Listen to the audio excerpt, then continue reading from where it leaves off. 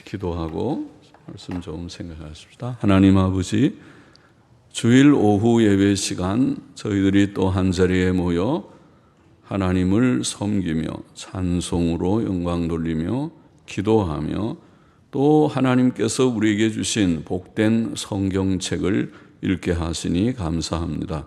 사도들을 통하여 주신 말씀들, 우리 사도 요한의 첫 번째 서신을 거의 이제 끝부분을 읽게 하여 주시니 감사합니다. 오늘도 읽은 말씀의 뜻을 부족하고 미천한 종이 조금 해석하며 바르게 해석하며 설명할 수 있게 하시고 또 다 같이 묵상하며 기록된 책의 진리의 말씀을 기억하고 마음에 새기고 하나님께 감사하고 또 우리의 믿음의 견고한 기초를 삼고 또 믿음에 굳게 서고 영광을 주께 돌리고 새 힘을 얻게 하여 주시기를 소원합니다.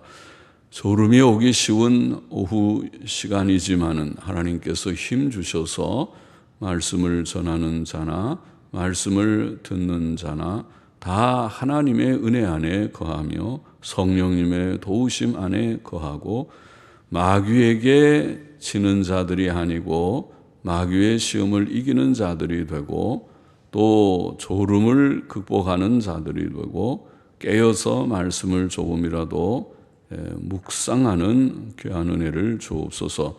예수님의 이름으로 기도하옵나이다. 아멘. 아멘. 오늘은 성경 퀴즈 시간이 우리는 특별한 행사가 없고 1년에 한 번씩 성경 퀴즈 대회 10월 마지막 주일은 종교개혁 우리가 주일로 보통은 생각하면서 종교개혁 16세기 종교개혁은 성경으로 돌아감으로써 일어난 운동이었습니다. 로마 천주교라는 거대한 세력을 거슬러서 일개 신부가 비텐베르크 예배당 문에다가 95개의 항목의 그런 문제점들을 천주교회가 가르치고 있는 모든 행위나 가르침에 대한 문제점을 95개를 쫙 적어서 거기다가 붙여놓고 천주교에 대해서 이거 틀린 것이 아닌가 한번 토론해야 되는 것이 아닌가 그렇게 문제 제기를 했던 날이 1517년인데 해가 그것을 우리가 기억하는 그런 의미 있는 일입니다. 그 종교개혁이 아니면 오늘 우리는 천주교인이었을지 아니면 복음을 모르는 어둠 가운데 아마 있었겠죠. 그러나 종교개혁이 일어나면서 복음을 재발견하고 성경으로 돌아가자. 또 이신칭의의 복음을 바로 깨닫고 모든 것이 믿음으로 되고 행위로가 아니고 행위 없이라는 말은 아니나 행위로 되는 것이 아니고 사람이 구원받는 것은 믿음으로 되고 하나님의 전적인 은혜로 되고 오직 성경의 근거에서 되고 이런 하나님의 진리를 재발견한 것은 원래 성경에 나와 있는 것이지만은 천주교회가 그것을 잘못 가르쳐 왔었는데 그것을 다시 그래서 성경으로 돌아가는 결국 성경의 근거에서 그래서 개신교가 생겼고 개신교의 제일 신조는 누구든지 무엇을 주장하려면 성경의 근거에서 주장하고 누구든지 무엇을 반박하려면 성경의 근거에서 반박해야 할 것이다. 성경은 우리의 신앙과 행위의 정황무한 유일의 법칙이다, 규칙이다, 규범이다. 그것이 제일 원리입니다. 굉장히 중요한 얘기입니다. 우리는 신구약 성경이 하나님의 권위의 책임을 믿습니다. 목사의 말이 권위가 아닙니다. 목사도 이 말에 합당하지 않으면 교황이라 하더라도 교황은 엄청난 목사 중에 목사죠. 아버지 목사라고 하는 것이 교황입니다. 포업이라는 말은 아버지라는 말입니다. 예? 아버지 목사라 하더라도 성경에 위배됐을 때 일개 신부가 그거 아니지 않습니까? 하고 말하는 것처럼 성경이 우리의 모든 권위의 기준이다. 원천이다. 성경을 넘어서서도 안 되고 성경에 근거해야 된다. 그러니까 신구약 성경이 하나님의 말씀이라고 하는 것이 가장 기본 신조고, 이것이 확고하다면 이것이 확고해야 되고, 이 믿음에 서서 누구든지 성경을 강론도 하고 성경을 받기도 하고 합니다. 모든 성도들, 또 우리 개신교는 모든 일반 신자들이 다 제사장과 같으다. 베드로전서 2장의 말씀대로 만인 제사장직을 깨달았습니다. 그래서 사실은 성직자와 그다음에 평신도의 개념이 사실은 없습니다. 신교 안에서는 직분의 차이는 있지만은 모두가 다 하나님의 은혜를 받은 자다. 그래서 우리가 장로교는 특별히 모든 신자들이 하나님의 영적 특권을 받은 자이기 때문에 공동우애를 가장 중요하게 여깁니다. 공동우애는 라는 말은 모든 세례교인들이, 세례는 신앙 고백을 전제하고 받는 것이니까 세례교인들이 모여있는 회의가 하나님께서 주신 그런 영적 특권을 가진 모임이라고 생각합니다. 그래서 그 공동회가 결정해야 목사도 세우고, 공동회가 결정해야 장로도 세우고, 장로와 목사들에게 위탁된, 당회는 위탁된 권위라고 합니다. 그래서 당회가 권위가 있지만은 그것은 공동회가 위탁한 교회입니다. 공동회가 그것을 인정하지 않는 권위는 권위가 아니다. 그렇게 생각. 그것은 굉장히 또 중요한 거죠. 천주교는 달라요. 천주교는 가르치는 교회와 배우는 교회 두 체제가 완전히 나누어 있어서, 참 교회는 사실 가르치는 교회가 교회라고 그래요. 배우는 교회는 그냥 따라가는 것입니다. 교황과 추기경과 대주교와 주교와 또 모든 신부들이라는 피라미드 형태의 가르치는 교회가 권위가 있다고 생각을 했어요. 그리고 모든 성도들은 반드시 그 성직자라고 하는, 신부가 사실 없으면 교인들은 천국도 못 가게 돼 있어요. 교리 자체가. 왜 천국 못 갑니까?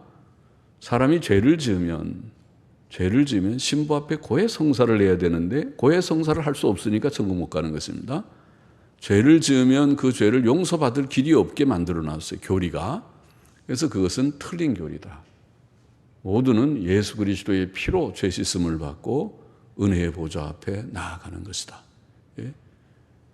그렇다고 목사의 직을 무시하는 것이 아니라 존중하지만은, 목사와 장로의 직을 존중하지만은, 그러나 그 직은 성경에 철저히 근거해야 되고 모든 회중들이 위탁한 그러한 권위다. 민주주의 제도랑 사실은 똑같은 것입니다. 민주주의에 대통령과 국회의원이나 모든 산부 요원들의 권위가 있지만은 그 권위는 백성들이 위탁한 권위입니다. 백성들을 거슬려서, 헌법이나 백성들을 거슬려서 행하는 것은 권위가 없다고 생각하는 것과 같은 원리입니다. 자, 그래서 우리가 성경을 열심히 읽고 성경을 또 열심히 가르치고, 목사는 열심히 성경을 연구하고, 그래서 성경 말씀, 이것이 성경입니다. 옛날 선지자들은 직접 하나님께 계시를 받아서 이것이 하나님의 말씀입니다 전했어요. 자기의 말을 전하면 거짓 선지자예요. 하나님이 주신 말씀을 전해야 참 선지자예요. 오늘날 목사는 이것이 성경의 바른 뜻입니다. 성경의 본문을 바르게 잘 해석하고 강론해서 그 속에 담겨있는 하나님의 진리와 교훈을 바로 증거하면 참 목사가 되고, 그렇지 않고 성경 본문 읽어놓고 자기의 아름다운 얘기, 요즘에는 예화들을 많이 한다고 그러죠. 많은 얘기들을, 자기 얘기를 잔뜩 하고 만다면 그것은 하나님 앞에 바르지 못한 목사가 될 것입니다. 그런 목사들이 없기를 바랍니다. 성경을 읽어야 되고, 또 교인들도 다 성경이, 천주교는 어떤 교황들은 일반 신도들이 성경을 못 읽게 했어요. 어떤 교황은 성경을 읽으라고, 어떤 교황은 성경을 읽지 못하게 말을 했어요. 세상에. 성경을 읽지 못하게 하다니. 스페인 같은 곳에는 성서 공예를 다 불태워버렸습니다. 개신교 성경은 아주 나쁜 것이다. 금서에 들어가는 그런 일이 돼서 그런 악한 일도 했습니다. 그러니까 천주교의 폐해가 악한 일들은 한두 가지가 아니었습니다. 우리는 성경으로 돌아가서 열심히 성도들이 성경을 읽어야 되고 또 교회는 성경을 가르쳐야 되고 우리가 배우고자 하는 것은 성경이죠. 이 예배당에 나와서 철학 강론을 듣겠습니까? 아니면은 재미있는 웃기고 울리는 감동적인 이야기를 듣겠습니까? 그것은 개그 콘서트 가면 들을 수 있습니다. 철학 강의는 아마 서울대 철학과 교수들이 강연하는 강연이나 그런 데 가서 들어야 할 것입니다. 교회는 그런 것이 아닙니다. 교회는 성경을 듣기 위해야 모여야 되고 성경이 무엇을 말하는지 궁금한 사람들이 모여야 되고 그리고 성경 말씀에 가란 자들이 모여서 성경의 뜻을 또 듣고 복습하고 마음에 새기고 또 모르는 것은 배우고 그렇게 합니다. 자, 요한일서 5장을 11절로 13절 짧은 말씀을 조금만 생각해 보십시다. 11절 말씀 다시 보십시다. 또 증거는 이것이니 하나님이 우리에게 영생을 주신 것과 이 생명이 그의 아들 안에 있는 그것이니라. 아들이 있는 자에게는 생명이 있고 하나님의 아들이 없는 자에게는 생명이 없느니라.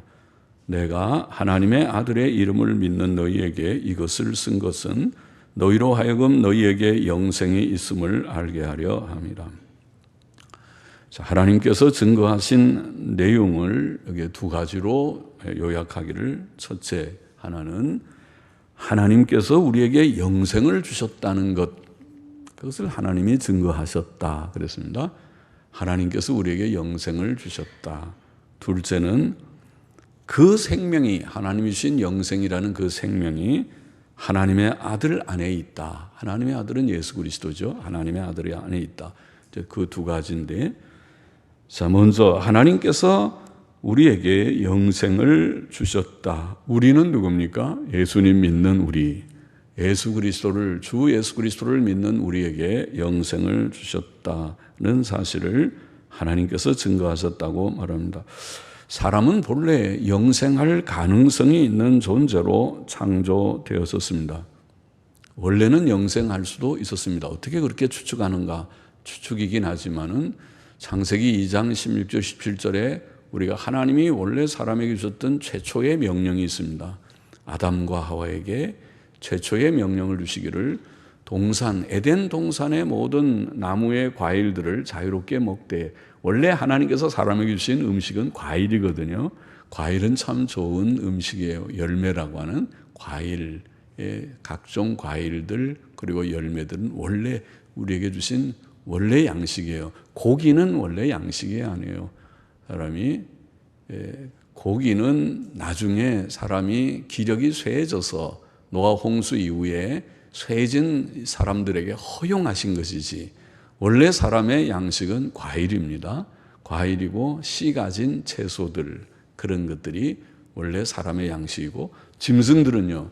짐승들도 원래는 풀을 먹는 것입니다. 풀이 원래 짐승들의 양식이에요. 그런데 사람도 죄짓고 악화돼서 이제 그걸로 만족하지 않고 자꾸 이제는 고기도 먹고 고기도 이제는 생고기도 먹고 죄송해요. 생고기 먹는 사람 정죄하는 게 아니라 이제 그렇게 하고 짐승도 마찬가지로 원래는 풀 먹는데 그러지 않고 이거 풀로 만족하지 않고 서로 잡아먹고 어떤 데는 자기 같은 종류도 막 잡아먹고 악어 같은 것은 막 그러죠. 사자도 같은 사자도 자기랑 핏줄이 안 맞으면 가서 배고프면 잡아먹고 아이고 끔찍하잖아요. 그렇게 돼버렸습니다. 그러니까 사나운 존재가 됐어요. 그것은 죄 때문에 인류의 죄 때문에 온 피조 세계가 악화돼서 생긴 것입니다. 원래는 그런 것이 아닙니다. 그런데 원래는 하나님께서 그 에덴 동산에 선과 악을 알게 하는 나무의 열매 외에 다른 것은 다 먹고 그 나무만 우리가 선악과라고 줄여서 말하는 선과 악을 알게 하는 나무의 열매를 먹지 말라. 내가 먹으면 정령 죽는다. 이제 시험하는 한 명령이죠. 그래서 아담과 하와가 만일 그 나무 열매를 먹어서 지금 죄가 다 인류에게 들어왔지만 먹지 않았더라면 어떻게 됐을까 추측할 수 있습니다. 먹지 않았더라면 인류는 죽지 않았을 것입니다. 죽음이 오지 않았을 것입니다. 그러면 먹지 않았으면은 하나님께서 그 명령을 영원토록 계속 몇 천 년 동안 시험하는 것이 아니라 아마도 얼마 기간 동안 시험했을 것이라고 봅니다. 그래서 그 동안 그가 실패하지 않았으면 영생했을 것이다. 죽음이 없는 그런 복된 세계가 되었을 것이다. 추측할 수 있습니다. 그런데 그 시험의 기간 동안 아담과 하와는 실패했습니다. 하나님의 명령을 어기고 그 열매를 먹었습니다. 죄를 지은 것입니다. 그래서 죽음이 오게 된 것입니다. 그러니까 원래 하나님의 그 시험하는 명령 속에는 영생이라고 하는 가능성이 그 속에 담겨 있었다고 우리는 이해할 수 있습니다. 그렇게 성경을 다 이해하는 것입니다. 많은 대부분의 성경학자들이 그렇게 성경을 읽는 모든 성도들이 그렇게 이해합니다. 그래서 사람은 원래 영생할 수 있는 존재였다. 그렇게 추측할 수 있어요. 그렇죠. 하나님의 명령 자체가 그것을 보이는 것이죠. 그런데 여하튼 실패해서 죽음이 왔고 모든 인생은 죽을 수밖에 없는 존재, 죽음에 직면한 존재. 출생한 것은 기쁘기도 하지만은 이제 죽음이 시작된 지금 점점 어떻게 보면 100년이라는 딱 제한된 삶 속에 100년 후는 죽을 것이니까 죽음의 시간이 째깍째깍 시작되었다고도 볼 수 있는 정도로 죽음은 불가피한 존재가 되었습니다. 그런데 우리 사람 속에는 이 죽음의 현실 앞에서도 여전히 살고 싶은 욕망이 있습니다. 모든 사람 속에 생에 대한 애착이라고 할지 욕구가 살고자 하는, 그래서 너 죽어 그거 제일 싫어하는 말이고 장수하기를 원하고 영생을 못해서 그렇지 영생에 대한 갈망이 있습니다. 나이 든 사람도 마찬가지입니다. 이제 빨리 천국 가시죠. 아니, 우리는 천국을 믿으니까 천국 가기를 원하는 마음을 다 갖지만은 그러나 생에 대한 욕구가 있어서 아프면 병원 가야 되고 또 좋은 보약은 먹어야 되고 그렇게 하는 것들을 다 하죠. 오래 살고 싶은 마음은 누구에나 있습니다. 전도서에 보면은 전도서 3장 11절에 하나님께서 사람에게 영원을 사모하는 마음을 주셨도다. 우리가 사람이 이렇게 죽는 존재인가, 죽을 수밖에 없는 존재인가, 영생할 수 없는가, 장생불로할 수는 없는가, 그런 것은 누구에게나 가지고 있는 그런 희망이고 소원입니다. 그런데 하나님께서 이 영생을 사람에게 주셨다. 놀라운 그런 사실이죠. 하나님은 창조주요 생명의 원천이신데 사실 그분 외에는 아무도 사람에게 영생을 줄 수 없을 것인데, 그런데 하나님께서 영원하신 생명 자체이신 영원자존하신 그분이 영생을 우리에게 약속하셨다는 것입니다. 이미 요한일서 2장 25절에서 우리는 읽었습니다. 그가 우리에게 약속하신 약속이 이것이니 곧 영원한 생명이니라. 영생은 하나님이 약속하신 바다. 사도 바울도 디도서 1장 2절에서 이 영생은 거짓이 없으신 하나님이 영원한 때 전부터 약속하신 것인데, 그건 오래전에 영원 전부터 약속하셨다. 그러면 하나님의 마음 속에는 인류를 창조할 때, 인류를 만들 때, 인간을 만들 때부터, 사람을 만들 때부터 사실은 죽는 존재, 공동묘지가 가득한 세상이 되는 존재를 생각하고 창조한 것이 아니라는 것입니다. 하나님께서 사람을 만들 때에는 영생하는 존재로, 또 앞으로 영생을 줘서, 영생이 사실 좋잖아요. 죽는 거 다 싫잖아요. 죽으면 제일 울죠. 사람에게 제일 심각한 것이 죽음이라 암만 바빠도 장례식 하면 다 가요. 군대 간 사람도 장례식 하면 다 휴가 내보내주잖아요. 인간의 세상에서 아주 중요한 일은 죽음이라는 것은 다 모두들의 공통적인 그런 인식이 아닌가요? 그래요? 그런데 하나님께서 영원 전에 영생이라는 것을 약속하셨다고 그렇게 사도 바울은 디도서 1장 2절에 말씀했습니다. 영생은 성경에 계시된 하나님의 모든 진리의 중심적인 주제라고 할 수 있습니다. 결국은 이 진리를 깨달으면 성경의 모든 진리는 결국 영생에 관계된 것이겠구나. 예수님께서 그랬죠. 요한복음 5장인가요? 너희가 성경에서 영생을 얻는 줄 알고 성경을 열심히 상고하거니와 이 성경은 나에 대하여 증거한 것이라 그랬죠. 성경의 핵심은 결국 영생이라고도 말할 수 있고, 그리고 물론 그 영생을 주는 이는 예수 그리스도라는 것이 우리가 아는 진리입니다. 그리고 성경이 말하는 영생은 병약하지 않고 강하고 영광스러운 생명. 고린도전서 15장에 보면 부활체를 설명할 때 그것은 영생하는 부활의 몸인데, 그 몸은 다시 지금 이 세상의 현재의 몸과 같이 연약하지 않고, 조금만 하면 병이 들고 아프고 환절기에 감기 기침하고 알러지가 생기고 알러지가 생기고, 그리고 또 좀 과로하면 눈이 충혈이 되고, 또 여러 가지 온 몸이 조금만 쓰면은 다 이제 망가지기 직전이죠. 심장이 제대로 잘 작동 안 해서 심장 협착증입니다. 그리고 또 이것이 막 잘 안 하니까 하다가 중간에 멈췄다가 또 하다가 불규칙적으로 심전도 검사를 하니까 불규칙해서 부정맥입니다. 그렇게 하고, 또 신장이 콩팥이 망가져서 제 기능을 깨끗하게 피를 걸러주지를 못해서 신장에 문제가 있습니다. 심지어는 나중에 투석을 하셔야겠습니다. 그러죠. 온 데가, 폐는 폐대로 건강하지 못하면 호흡이 곤란해서 나중에 호흡 곤란으로 고통을 받죠. 그렇게 연약해지는 것이 현재의 몸이지만은, 그러나 영생은 그렇지 않다. 영생은 건강하고 또 영광스러운 그런 모습으로 영생할 것을 성경은 말합니다. 그 영생, 지금 제가 말한 이 영생은 정말 좋은 것이 아닙니까? 이 세상의 무엇과도 비교할 수 없는, 바꿀 수 없는 진짜 복되고 보배로운 것이 아닙니까? 그래서 이 영생을 하나님께서 주십니다.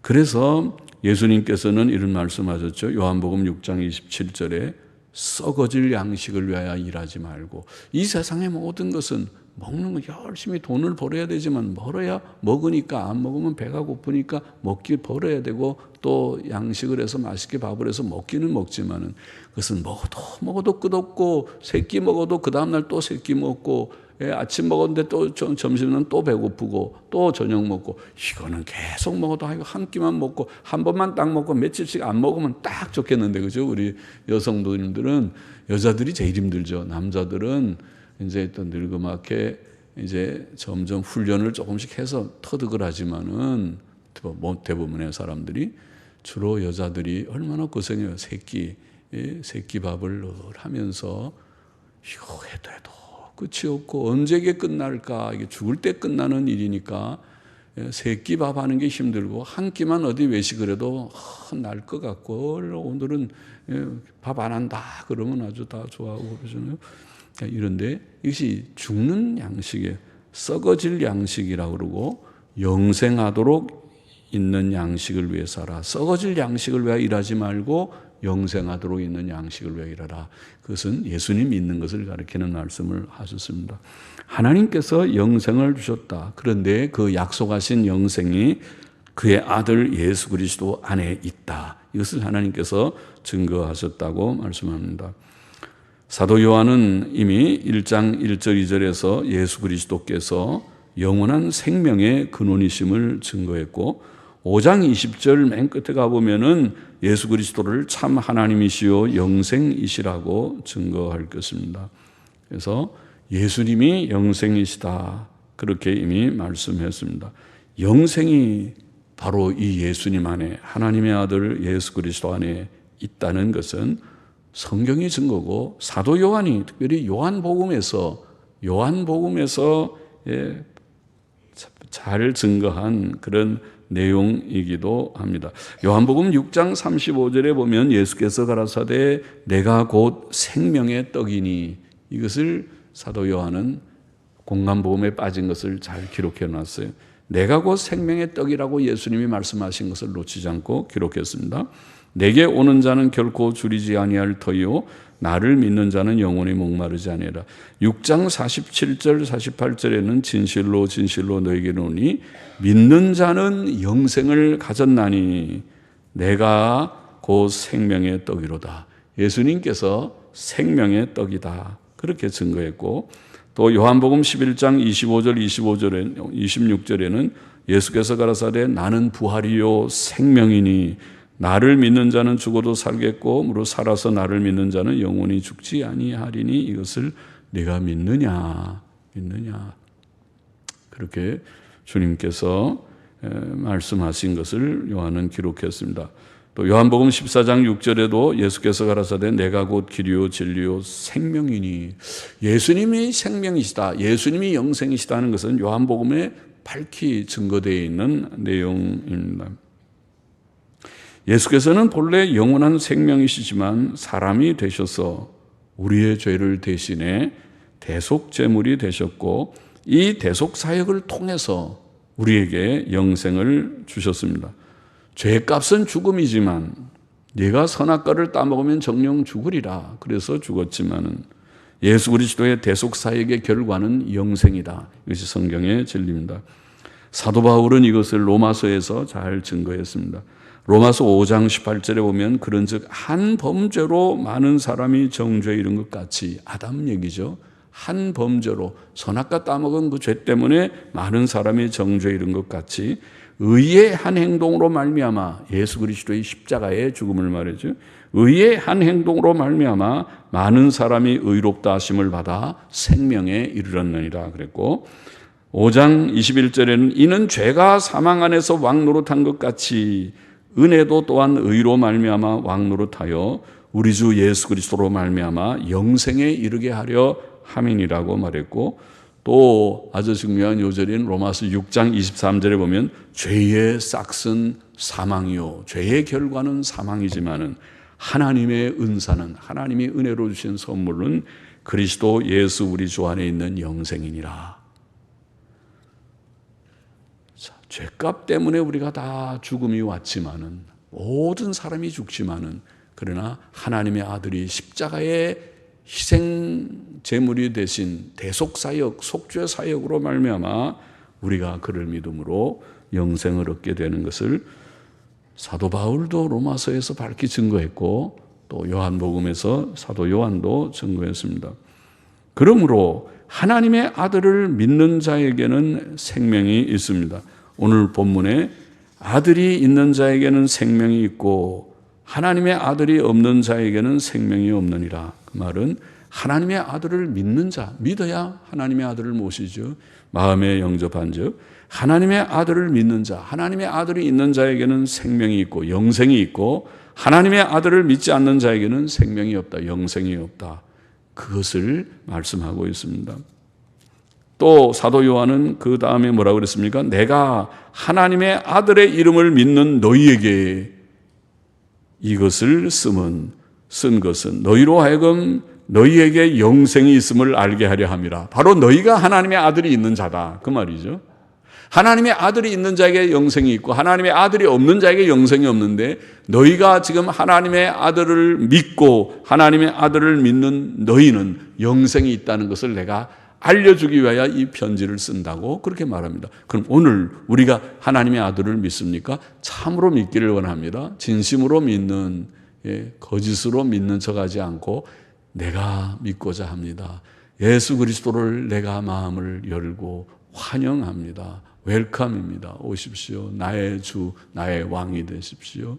내가 주님을 믿고자 합니다고 주님을 참으로 믿을 때에 너희에게 영생이 있다. 할렐루야. 영생이 굉장한 것인데, 지금 제가 설명한 대로 이 세상에서 가장 귀한 보화가 영생인데, 성경의 핵심이 영생인데, 그것이 예수 그리스도 안에 있고 예수님을 믿는 자들에게 있다. 예수 믿는 것이 영생이 된다는 것은 요한복음에서 풍성히 증거된 진리입니다.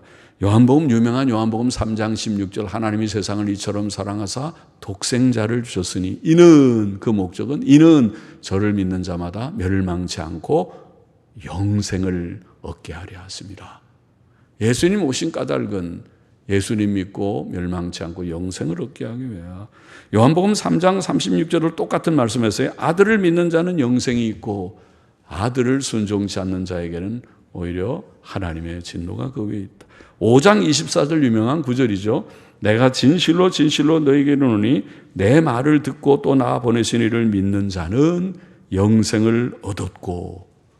예수님 믿는 자, 예수님을 말씀 듣고 하나님 믿는 자 영생을 얻었고 심판에 이르지 아니하나니 사망에서 생명으로 옮겼느니라. 아까 읽었던 말씀 같은데 6장 40절, 내 아버지의 뜻은 아들을 보고 믿는 자마다 영생을 얻는 이것이니. 6장 39절 40절이 다 비슷하죠. 마지막 날에 내가 이를 다시 살리라.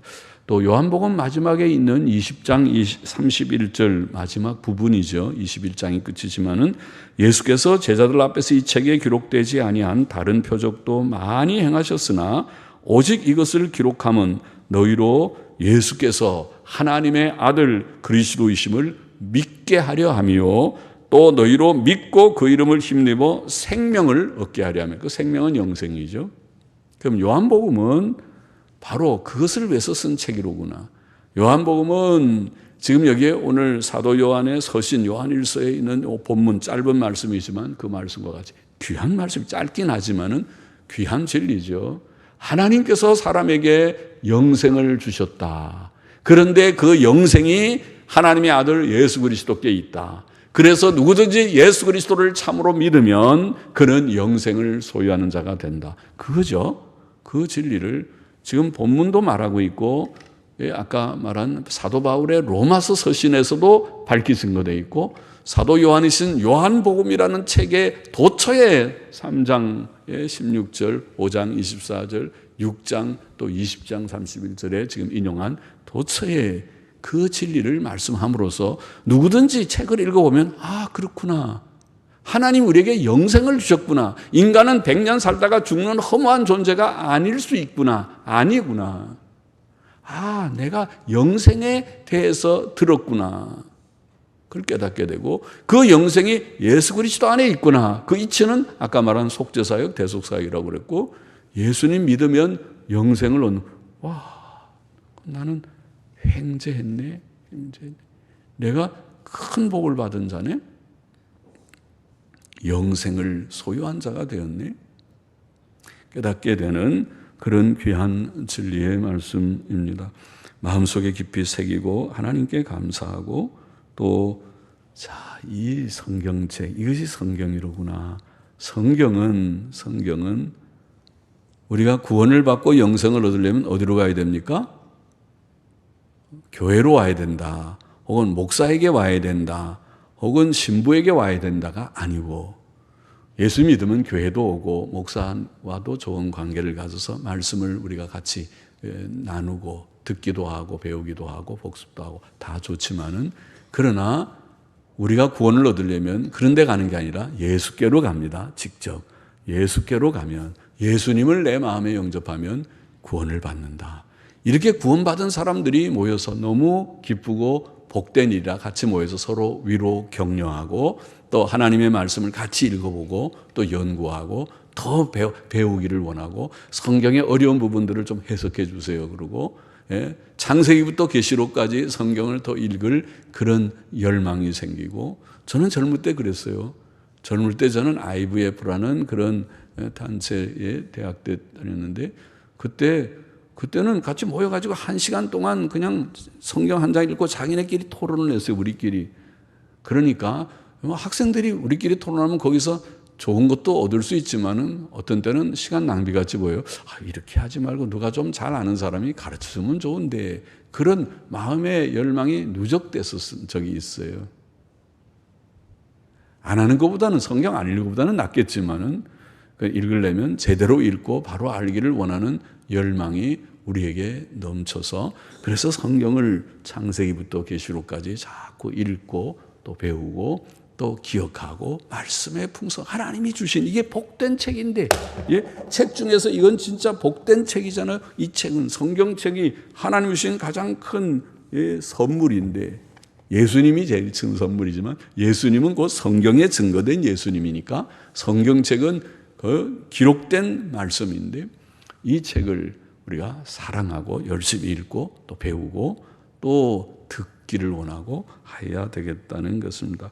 그리고 그 말씀 다 믿고 또 힘써 실천하고 또 기회 있는 대로 힘 있는 대로 주위의 친구들이나 또 이웃들에게 말씀을 나눠서 같이 전하고 인도해서 같이 말씀을 예배당까지 안 나와도 여러분의 손에서 성경의 복음을, 예수님의 도를 지금 전하면, 오늘 들은 얘기도 그 요점이면 요점을 같이 나누면 그것이 전도고 그것이 구원이 아닙니까?